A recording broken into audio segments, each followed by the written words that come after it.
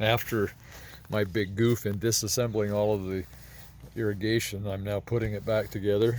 We're putting this back on here, the clamp on the pool filter, sand filter, and we're putting the injection fertilizer system back together here.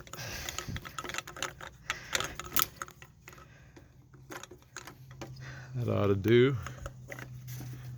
We can turn this irrigation on. The weather should be good for another month. We know we'll need water because it's in the 70s and 80s still. Oh, we had a fitting break down here, so I can't do that. Let's see, can I turn that system off? I can turn it off here. Oh wow, that just broke. That flange broke on the union. And we'll turn it off there, and then we should still be able to operate just without the injector. So that injector won't be doing us any good, and we haven't used it this year anyway, so. Oh, good. Let's close that valve. You can see these flanges are breaking, but under 20 pounds pressure I can support it and it holds and it just barely leaks. So we may end up doing some new plumbing next year. I just tightened this. Let's put that one back together. Make sure its gasket is in there. Yep, gasket is in. Little O-ring gasket.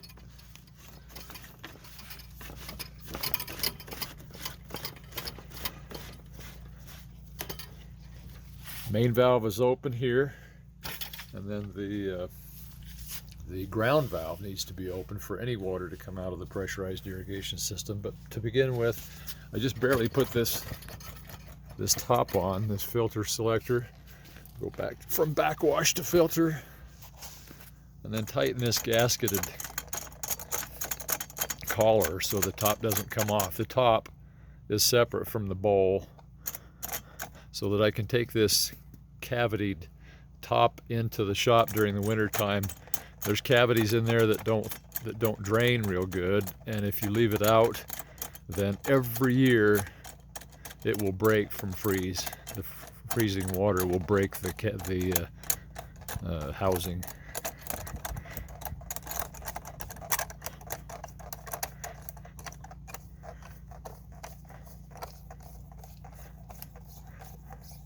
Get that nice and tight.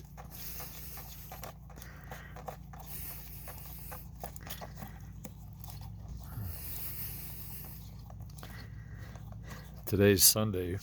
I pulled all of this out.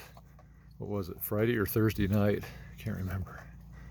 Friday, I think, because I thought that the temperature was going to be so low Saturday and so low on Sunday night. It was supposed to be 28 degrees. I was just looking at the Ketchum report instead of the Boise report. And like that, it's tight enough. Okay, good. This filter looks like it's okay. That filter, it has leaks. Everything is getting old and sun rotted here. Okay, then we'll take our key and turn on the water down in the ground. See if I can find the spot.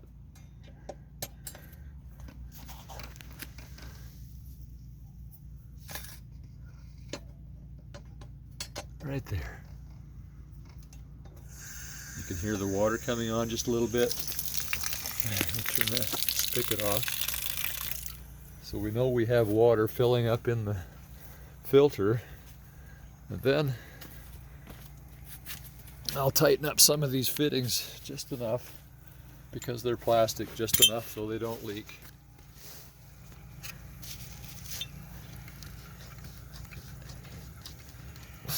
With the wrench.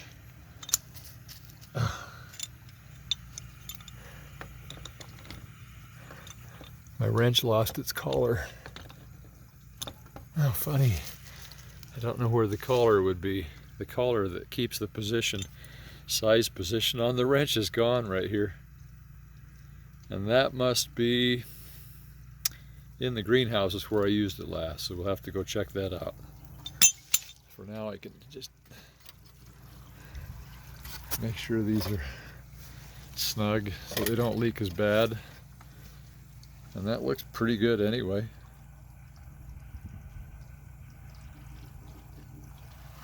Oh, we put the filters back in. Our little 300 mesh inline filters down here are going to leak. Just in front of the pressure reducers. Let's make sure those are clean enough to see through. Those are pretty dirty. I think we'll clean them first. Yeah, this one over here is the same way. It's pretty dirty, so you can't see much through it. So let's take and clean these out.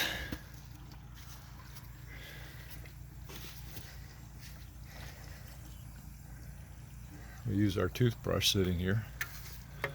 Turn on the spigot.